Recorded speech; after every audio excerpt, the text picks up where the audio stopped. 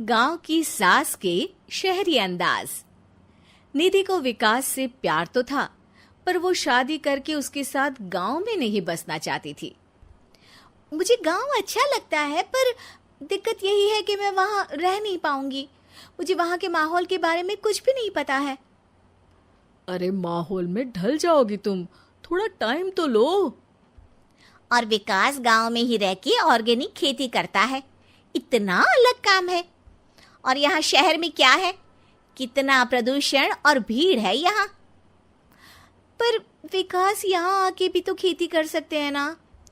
अरे शहर में एक प्लॉट लेने में जिंदगी भर की कमाई चली जाती है, खेत कैसे लोगे? सोच ले निधि, विकास गांव का है, वहीं उसका काम भी है। तेरे पास कोई नौकरी भी नहीं है, ना ही तुझे कभी काम करना था। उफ़ो, मुझे कुछ समझ में नहीं आ रहा, मुझे अकेला छोड़ दो। उसी दिन निधि विकास से मिलती है।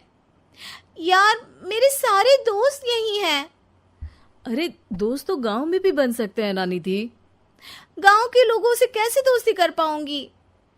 मैं भी तो गांव का हूँ, मुझसे प्यार हो सकता है तो वहां के लोगों से दोस्ती भी हो ही सकती है ना। अरे यार, कंफ्यूजन है बहुत। सोच लो निधि, शादी के मंडप पे छोड़ के मत जाना, वरना दोनों के परिवार की नाक कट जाएगी। अभी बोल दो, पत्रिका नहीं छपाते हैं। निधि के पास तो कोई चारा नहीं बचा। वो विकास से इतना प्यार करती है कि उसे छोड़ भी नहीं सकती। वो विकास के लिए गांव में शादी करके बसने को तैयार हो जाती है। जल्द ही दोनों की शादी हो जाती है। आई होप तुमको गांव में अच्छा लगेगा। मुझे पता है गांव में और शहर में अंतर क्या है, वहां के लोगों की सोच में अंतर है। मुझे पता है कि कैसा लगेगा मुझे। तुम ये बिना देखे किसी चीज के बारे में कुछ भी सोचने की आदत छोड़ दो ना।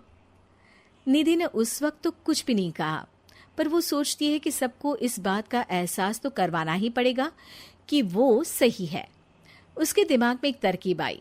उसने सोचा कि गांव के लोगों के लिए वो ऐसा काम करेगी कि आगे से उसे कोई किसी काम का बोलेगा ही नहीं।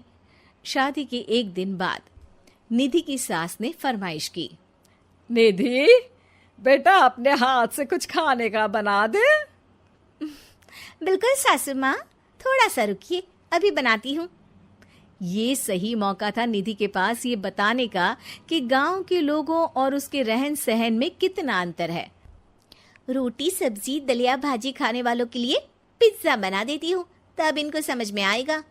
न खा पाएंगी, न कभी कुछ बनाने की बात कहेंगे। थोड़ी देर में निधि सास के लिए पिज्जा बनाकर ले आती है।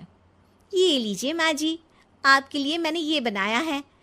इसे हम शहर में पिज्जा कहते हैं, है ना बेटा? है? आपको कैसे पता कि इसे पिज्जा कहते हैं? अरे पिज्जा को पिज्जा नहीं बोलेंगे तो क्या फ्रेंच फ्राइज कहेंगे? गांव की सास से ये सारी बातें सुन के बहू चौंक जाती है, लेकिन सास एक और ऐसी बात कहती है कि बहू जिसकी उम्मीद ही नहीं कर रही होती है। बहू, इस पिज्जा के ऊपर ओरेगानो मिला दे और थोड़ा चिली फ्लेक्स, मजा आ जाएगा। माँ जी, गांव में रह के भी आपको ये सब कैसे पता है? अरे यूट्यूब, टीवी सब खबर रखते हैं हम भी। इंटरनेट है जहाँ, जानकारी है वहाँ। अरे वाह माँ जी। अरे अभी वहाँ मत बोल। अब जब मैं पिज्जा का फोटो लेके फेसबुक पर डालूंगी ना, तो वहाँ कमेंट में जाकर वहाँ बोलना, ठीक है? ठीक है माँ जी। अरे ठीक है माँ जी की जगह ओके मम्मी या ओके मम्मा बोल दिया करना। है? ठीक है, मतलब ओके मम्मा। निधि का तो सर ही घूम जाता है। इतना शहरी बर्ताव तो शहर में रहने वाली निधि की माँ का भी नहीं था। वो शाम को अपने पति से पूछती है, विकास, तुम्हारी मम्मी तो काफी कूल है यार। पिज्जा में क्या डालते हैं, फेसबुक पर क्या डालते हैं, सब कुछ पता है उन्हें तो। हमारे बड़े पापा के लड़के रहते हैं शहर में, बस उनके बच्चे आए थे गांव में गर्मी की छुट्टियां मनाने। उन्होंने माँ को एकदम शहरी बना दिया। उनका फेसबुक अकाउंट भी है, इंस्टाग्राम भी है और टिकटॉक बैंड हो गया, वरना वो भी बनाती थी। तभी सास वहां आ जाती है। अरे निधि, मैं तुझे टैग नहीं कर पा रही हूँ, जरा मेरी फ्रेंड रिक्वेस्ट एक्सेप्ट तो कर दे। निधि की गांव को लेकर जो राय थी वो अपनी सासू माँ को देख के बिल्कुल बदल जाती है।